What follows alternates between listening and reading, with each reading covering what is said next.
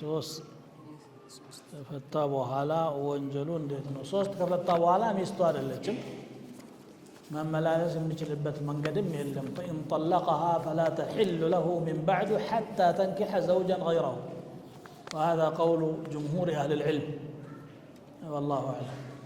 ሶስት አትፍታ። መጀመሪያውንም ሶስት አንድ ላይ መፍታት ክልክል ነው። ምንድነው?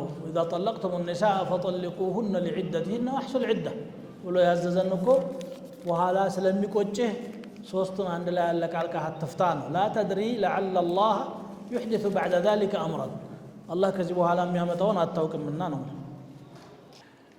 وجنبني وبني أن نعبد الأصنام እኔና ልጆቼን ጣዖት ከማምለክ አርቀን ብለው ነብዩላህ ኢብራሂም ዱዓ ሲያረጉ ለልጆቻቸው ብቻ አድርገው ለሚስታቸው ለምን አላደረጉም ማለት ነው።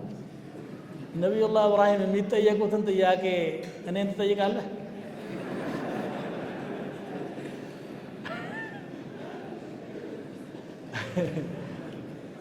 على كل حال ሕክማው የሚመስለኝ ባለቤታቸው ሙእሚን ናት ትታወቃለች። ሳራ ናት ባለቤታቸው። إنه ليس على وجه الأرض مؤمن غيري وغيرك ብለዋታል።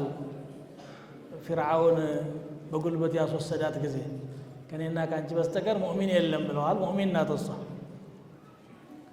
ሃጀርም ሙእሚን ነበረች። ስለዚህ አላህ ጠብቋቸዋል። አሁን ለቀጣዩ ትውልድ ነው ዱዓ እያደረጉ ያሉት ይመስለኛል። አላሁ አዕለም።